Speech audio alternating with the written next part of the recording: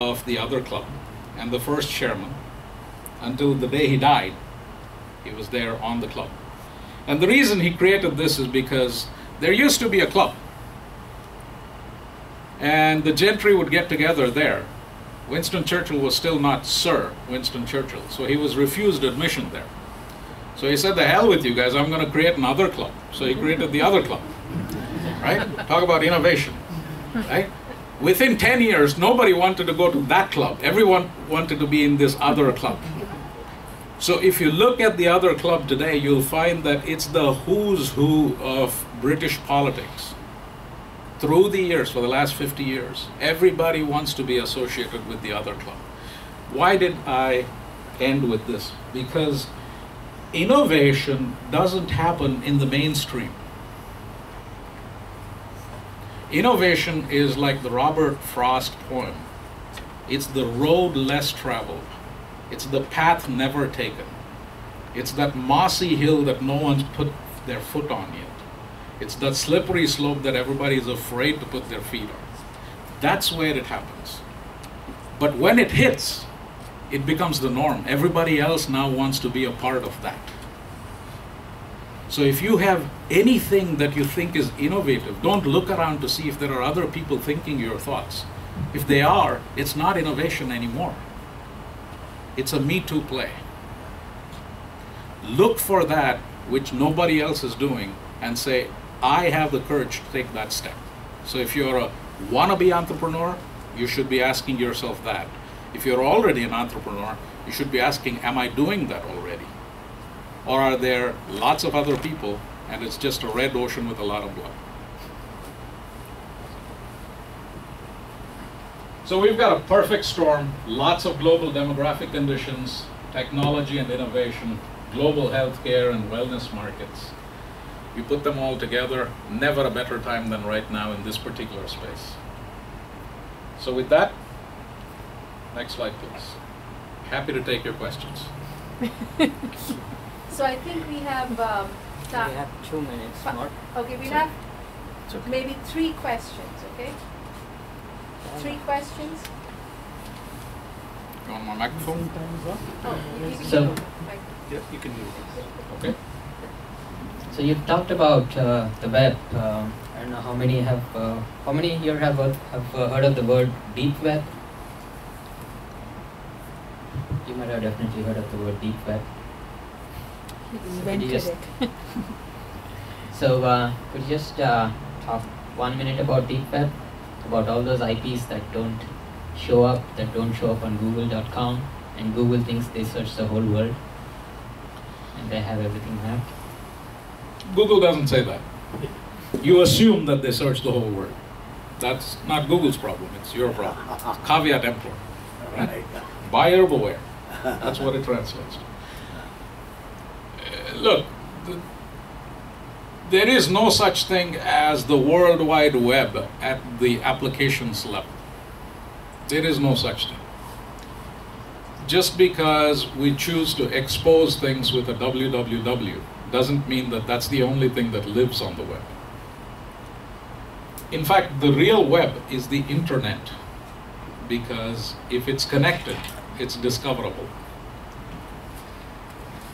If it is hacked, it can in fact be discovered, but that doesn't mean that everything that is connected is open.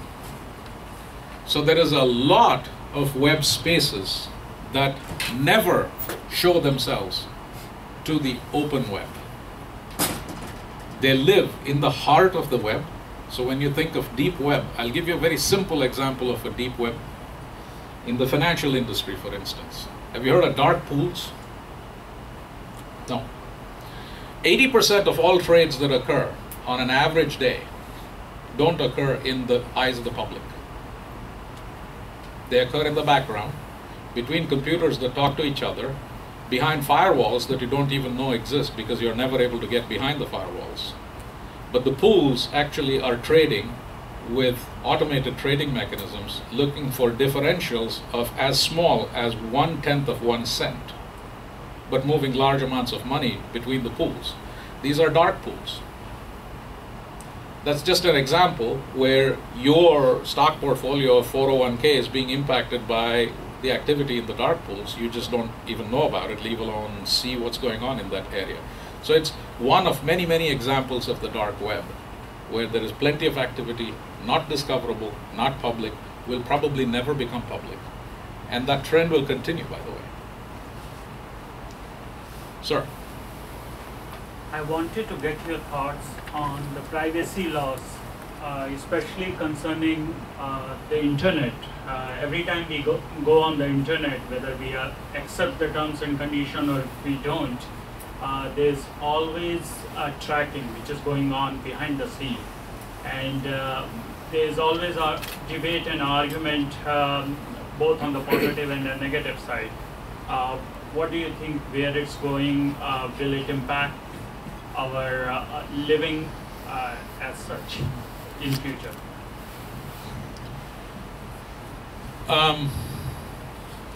That second part of your question, I don't know the answer to that. Will it impact the way we live? I don't know. You know, I serve on the World Economic Forum for the Internet of Things, for instance. 50 billion new things will be connected to the internet this year, 2014, that weren't there last year. They're all connected to the same internet that you and I use for online banking, for instance. Would I know exactly what these 50 billion new things are going to do to online banking? I don't have a clue. They may have nothing to do with it. They may in fact interfere with it. Maybe something in between, I don't know. The internet is unlike anything that we've ever seen. It's a meta medium. It's a medium of mediums.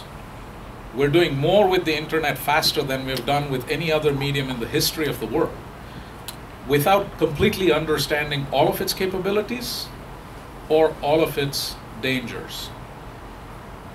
And the fact that some properties are flip-flopping about their privacy laws and rules or their guidelines is not helping. You know, if you were an early Facebook user and you're a Facebook user today, you used to be opt-out, now you're opt-in. Well, what happened in between?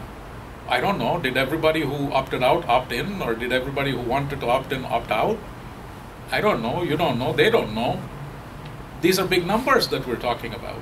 So what we are seeing, though, is a sociological conditioning where people are willing to give up privacy for little tidbits. You know, I could run, even in this room full of people who are very well educated, I guarantee you if I ran a contest with $1,000, one of you will give me your privacy information just to get the $1,000 tidbit. Let's do it now, Ashwin. We see it all the time. We see it all the time. You know, in another company, just before the London Olympics, I ran an ad campaign saying, you will be fished for your dollars. People will tell you that they will sell you gadgets and gizmos and bric-a-brac as memorabilia from the Olympics. Do not be fooled by it. I ran that campaign for 7 days with 3 exposures every day for the same exact population, and then hit them deliberately. 100 people drawn at random. I hit them deliberately with an ad saying, for a mere $15 you can get this. Enter your credit card number and send it back to me. 14 of them sent it back to me. I had their credit card number. I called them up and said, I've got your credit card number. And they said, well, Dev, am I going to get my whatever it is that I ordered? I'm like, are you kidding me? I'm the CIO talking to you. So. Okay. I think there's one last question. As we know, like 80% of the internet traffic pass through the North America. Now we know almost 50% of the population, lives in Asia, and the fastest growing internet user going to be, in the next, the coming year in Asia. How we are going to, manage this traffic, which is your expertise area as well. I mean, it is kind of very ridiculous to knowing that, where the population is 20%, the 80%, they have infrastructure, where the population is 50%, they have 20% of infrastructure. It's not going to make any sense in e-commerce era or anything for that sake. I mean, everything has to, let's say someone is trying to chat, in Agra from Delhi, why the heck even traffic has to come to North America and then has to go back? So what, as a CCAN, you guys are trying, or for that sake, any other companies, thinking about solving that issue? Thank you. Well, our job is to make sure that there is plenty of IP addresses available and plenty of domains available. We don't regulate the internet to the extent of going to a government and telling them that they ought to do X, Y, or Z, or to a private enterprise and tell them that they ought to do A, B, or C. We're not in that business. But we are in one business that is kind of sort of interesting from that viewpoint, from the viewpoint of your question. And that is, the internet itself runs on a system of roots. It's like a banyan tree. We're all familiar as Indians with a banyan tree. It has many different trunks because a branch drops something and that becomes yet another root. And therefore it spreads more and more and more. The internet is similar to a banyan tree, and it has 13 roots.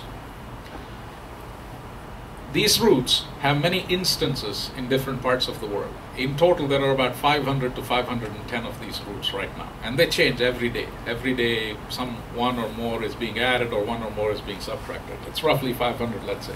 About 170 of these, a full third of these, are run by our team. So one of my guys is responsible for engineering that.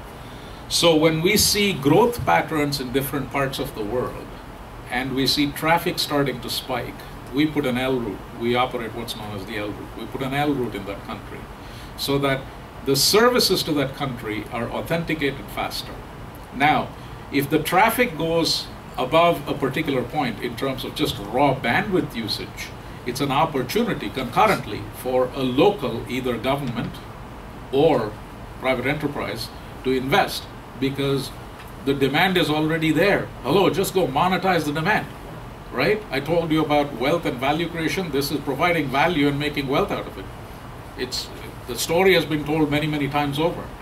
So countries that are recognizing this are in fact glomming onto this really fast. And we're seeing that the Asia-Pacific region has some of the smartest people on the planet. So it's a good problem, but it's getting solved. Thank you. Thank you very much.